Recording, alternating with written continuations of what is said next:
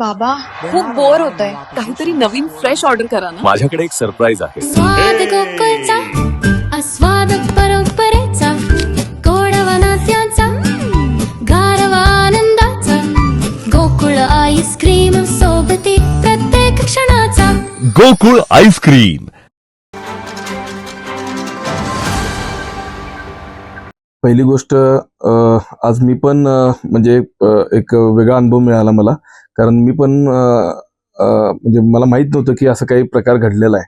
कारण एक तासापूर्वी तातडीने मला जेव्हा कॉल आला पत्रकारांचा की असं या गोष्टी घडलेल्या आहेत KMT मध्ये, आणि त्यावेळेला मी तातडीनं त्यांनी मला तुम्ही पत्रकार परिषद जी घ्यायला लावली त्याच्याबद्दल पहिली गोष्ट तुमची इथं स्वागत आहे.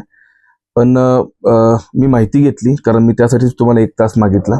त्यावेळेला माहिती घेतल्यात माझ्यात हे निदर्शनास आलं की काही अनुबंधाखालील जे काय कर्मचारी आहेत ती 12 वर्षापासून लढा देत आहेत. तर ते लढा देताना त्यांना काही अडचणी तुरट्या सगळ्या गोष्टी फेस कराव्या लागल्यात, आणि त्या तुरट्या फेस करत असताना त्यांनी स्वतः न्यायालयीन सुद्धा न्यायालयात जाऊन सगळ्या गोष्टी तिथं मांडून न्यायालयाकडनं ऑर्डर सुद्धा घेऊन आले आहेत. त्यांनी कोर्टाकडे त्यांना ऑर्डर सुद्धा मिळाले आहेत की त्यांना तुम्ही कायमस्वरूपी करून घ्या अनुपकांपाखाली. तर असे जे अनुकंप कर्मचारी आहेत त्यांची ऑर्डर सुद्धा झालेली आहे 2021 साली, व त्यांना जे काय डिफरन्स आहे ते सुद्धा इंटरेस्टनं द्यायचं आहे असं गव्हर्नमेंटनं सुद्धा स्वतः लेटर दिलेलं आहे. तरी सुद्धा आतापर्यंत जो लेबर ऑफिसर होता तर त्यांनी दखल न घेता, तर काही कारणास्तव, कारण प्रशासक होतं त्यावेळेला बॉडी कुठली नव्हती, आणि काय कारणास्तव प्रशासकाने ते टाळटाळ केली, आणि काही गोष्टी अनुकंपाखालच्या ज्या लोकांनी हे आज मांडलं आमच्या लेबर ऑफिसरकडं, तर त्यांना ते प्रश्न देता आले नाहीत, प्रश्नाची उत्तर देता आले नाहीत. त्यामुळे मला असं वाटतं की कुठंतरी बाजू एक मुडकी आहे, आणि ती मुडकी बाजू सुधारित करायला पाहिजे. आणि हे अनुकंपाखालील जे आहे, तर माझा तर 100% प्रयत्न आहे की त्यांना आम्ही रुजू करून घेणार आहे, कारण तशी आमची वाचा ही आयुक्त साहेबांबरोबर उपायुक्त साहेबांबरोबर झालेली आहे. इव्हन परवा दिवशी गोविंदराजन सर आलते, तर त्यांच्याबरोबर सुद्धा ही जे नगर विकासचे सचिव आहेत त्यांच्याबरोबर सुद्धा ही मी पत्र दिलेलं आहे, त्यांनाही सुद्धा सांगितलेलं आहे. त्यांनी पॉझिटिव्हली घेतलेलं आहे की बाबा आपण हे अग्रीमेंट हे जे काय त्रुट्या आहेत ह्या आपण दुरुस्त करू आणि त्यांना कायमस्वरूपी करून घेऊ. दुर्दैव मला एवढंच वाटते की परवा दिवशी काही 92 साली भरती झालेले जे अजून एक वर्ग आहे, जो 157 जणांचा जो कर्मचारी आहेत त्यांना जो आपल्याला परमनंट करायचा आहे, त्यातले काही जे नोकरदार वर्ग आहेत तर ते सुद्धा 31 तारखेला वाट पाहून 92 पासून वाट पाहून रिटायर झाले. तर तेही सगळ्यात मोठं दुर्दैव आहे. तर माझी विनंती आयुक्तांना पण असणार आहे, माझी विनंती सर्व प्रशासनाला पण असणार आहे की काहीतरी यांचा लेखाजोखा घेऊन यांचं कॉम्पोजिशन कशा पद्धतीनं करावं, कशा पद्धतीनं आपण करून द्यावं यांचं पुनर्निवारण. कारण शेवटी त्यांनी 1992 पासून KMTला ही सेवाभाव आहे, मनोभावे सेवा दिलेली आहे.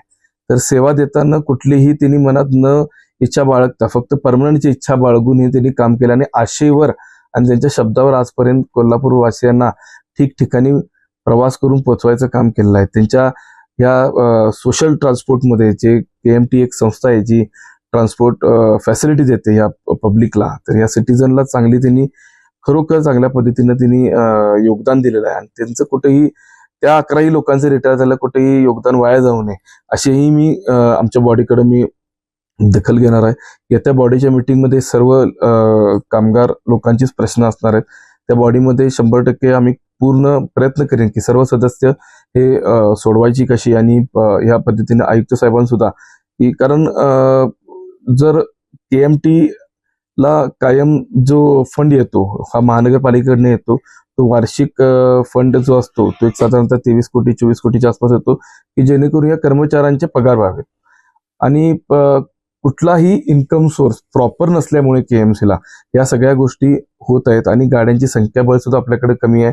आता 100 बसेस आल्यानंतर एक नवीन उभारणी होईल, त्याच्यानंतर त्याच्यात आपण उर्वरित सुधारित सगळ्या गोष्टी आपण पुढे करू, त्याच्या पुढे इन्कम सोर्स जनरेट होणार आहे.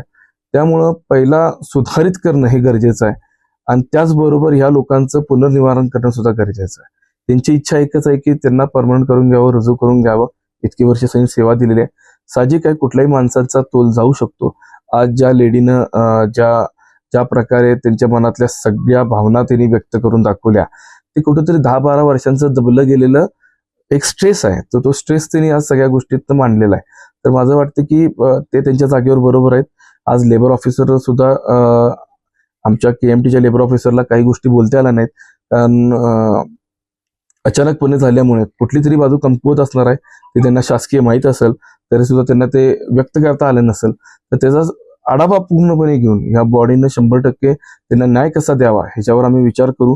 विचार करण्यापेक्षा प्रयत्न करू की लवकरात लवकर येत्या 90 दिवसाच्या आत आम्ही कशा पद्धतीनं त्यांना रुजू करून घेऊ अनुकंपाखाली. आणि राहिला विषय 157 जणांचा, तर ते अंतिम टप्प्यात आहे आणि तेही सुद्धा आता आम्हाला कालच आमची सदस्य जाऊन आले आहेत आणि त्यांना आश्वासन सुद्धा दिलेलं आहे की बाबा उद्या येणाऱ्या या महिन्यात किंवा पुढच्या महिन्यात आपण त्यांना रुजू करून घेऊ आणि हे जे काय तटलेली कामं आहेत ही सगळी आपण प्रशासनाला प्रॉपर पद्धतीने करून घेऊ. त्यामुळं मला असं वाटतं की ह्या गोष्टीला कुठेही जास्त म्हणजे ही गोष्ट रागातून निर्माण झालेली आहे. तर रागातून गोष्ट निर्माण झालेली असते ज्यावेळी माणसावर अत्याचार होतो.